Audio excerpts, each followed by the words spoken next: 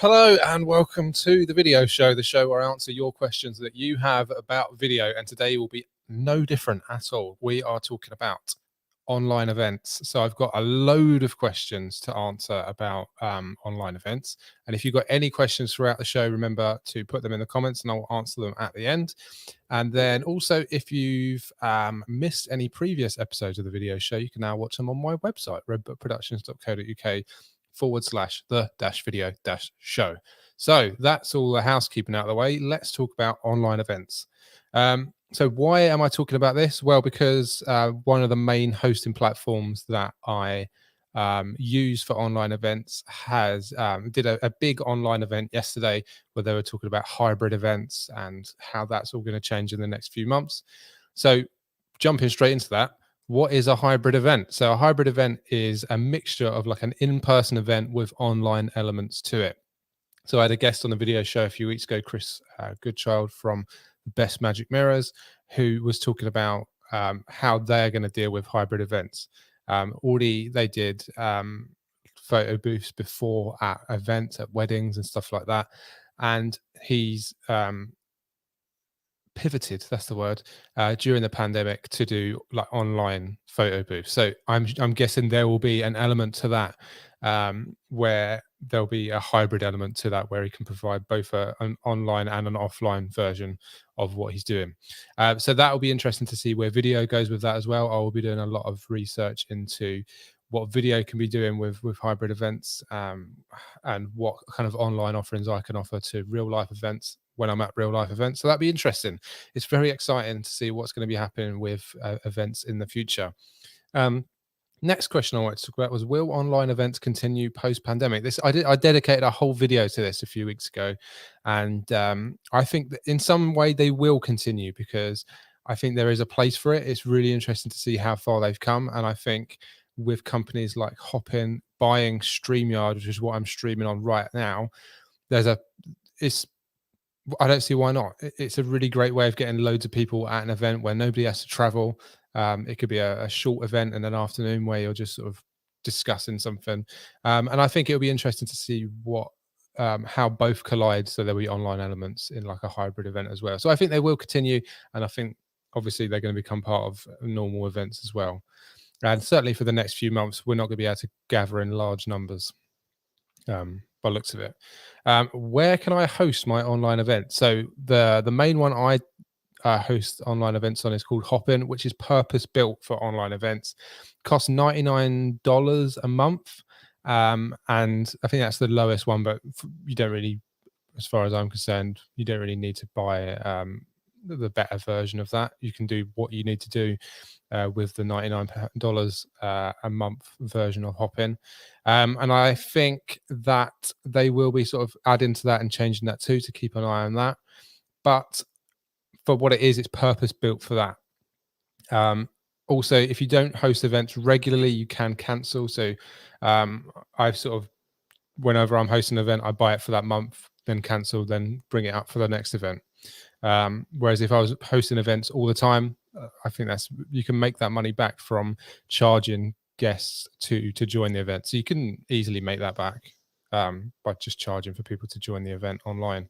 Another one is if I've done it on Facebook groups as well. So purpose-built Facebook groups to host the event online. That worked really, really well because the engagement was only in that Facebook group. People were commenting, people were posting pictures through that. And I think that worked really, really well. Next question, should I pre-record or go live on an online event? That's totally up to you. I've done both for different businesses.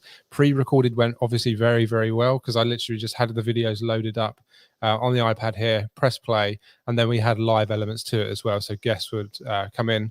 It was an award, so they'd come in and sort of accept their award and go back. And they'd come in and do speeches between the videos. So we had sort of 4 like 15-minute videos and then bits in between where people would come online. And I think that went really, really well. Going live, obviously, there's a little bit more that can go wrong, but I think it works really well in terms of the energy and the interaction as well. I think that's a really nice thing to get. But it's up to you if you want to pre-record or you want to go live. It's up to you, but I think more can go wrong if you go live, but that's not saying you shouldn't do it. Should I bring in guests, i.e., guest speakers from their own location? So this works particularly well with awards. When people win awards, you get to see them come onto the stream and accept their award. That brings a lot of energy to both the people presenting and like the event as a whole.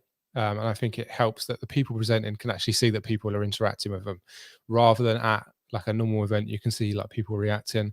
When you're online, it's literally you're in a room with just cameras and lights, and you don't really know really much of what's going on and how people are reacting to stuff. So I would like, it depends on your event. If you can bring in guest speakers, it does help break the day up nicely. If you've got hop in, you can have a guest speaker on the stage and then have a number of breakout rooms as well. So it depends how big you want your event. You can have lots going on at once, or you can have like one event all in one place. So yeah, I think that's a good idea. Worth doing. Should I present myself, or do I bring in a guest speaker? So this is something I spoke to Sam Willoughby about on an episode of live streaming that you can see on my website, robotproductions.co.uk/live-streaming. She was very, very nervous about presenting herself, and she did a mixture. So she presented bits herself, but they also brought in a guest presenter for the main awards. And she said that was the best decision she made. By bringing in a professional, it takes the stress off of yourself.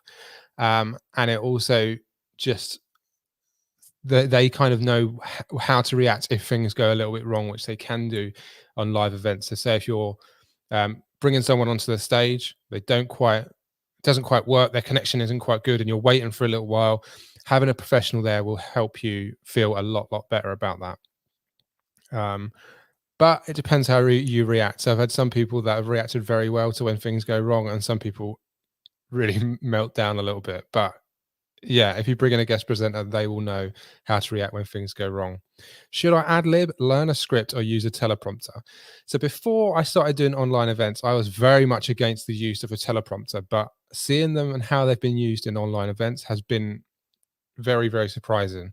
And I've seen even people that have never used a teleprompter before become confident just through doing like a run through with the teleprompter.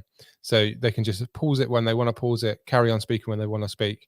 And then I would recommend, if they're going to do that, don't ad lib so much, because then you'll lose your space in the teleprompter.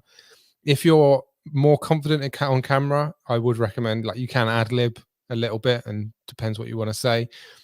Learning the script is going to be ridiculously hard for somebody who's not used to learning scripts. So I would suggest either using a teleprompter, and that, I'm surprised that I'm saying that, but it is a good idea. And then also, if you're a bit more confident, you can add lib bits as well. Do I need to do a run through when I'm doing my online event? 100%.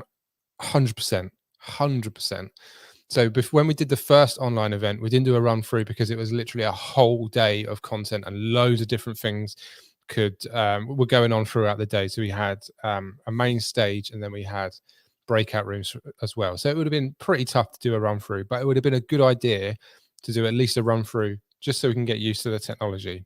But didn't do it. And first 10 minutes were the most stressful 10 minutes of my life. Probably over the day, it was the most stressful day of my life, but it was a huge learning curve. And throughout the day, I was writing lessons learned throughout. So it was that was a good thing to do. And one of the lessons was to do a run through. So the next online event I hosted, we did an entire run through. It took about 2 to 3 hours, but it was absolutely worth it. So when it came to it, I knew what buttons to press and where to look and when. And the people that were presenting knew exactly where they needed to be, what they needed to say, what was going to happen. And it just went very, very smoothly, which was worthwhile doing. So if you're hosting an online event, do a run through first to make sure that everyone knows what they're going to be doing. What should I do if things go wrong on the night? So things probably prepare for things to go wrong, I would say. So it might go really, really well and really swimmingly. If you've done a run through as well, do a run through for if things go wrong. But then things will probably go wrong where you didn't expect things to go wrong. So just have a backup for what you're going to do. So if a guest can't come onto the stage straight away, maybe you go on to the next thing and come back to it. Or maybe you sort of just have a little bit of a chat and wait for them to come on. Just have a plan B of what you're going to do if things don't go quite right. That way you'll relax a lot more. People in the whole room will be a lot less stressed. And I'm smiling because I'm remembering something that happened. And it just goes a lot smoother. I see we've got a couple of comments. Adrian Chase. Nice. Thank you. Hi, Adrian. Good to see you. Haven't seen you in a while. Hope you're all right. What equipment would I need? So I've got a bit of a fancy setup here. I've got an A10 Mini to do switching. I will switch between my camera here and my iPad just to show you what that looks like. If you bear with me, I'll just put a video on just so you can see what that looks like. So that helps me switch between what would be the live feed and then what would be the like videos that I've got preloaded on my iPad. So this is a video that we've got for a show later today. And that can also switch between cameras as well. So there's four HDMI inputs on that. So that can switch between 3 cameras and an iPad, say. And then I've got something controlling the sound as well. So I've got this switcher here, so I can play music and stuff like that.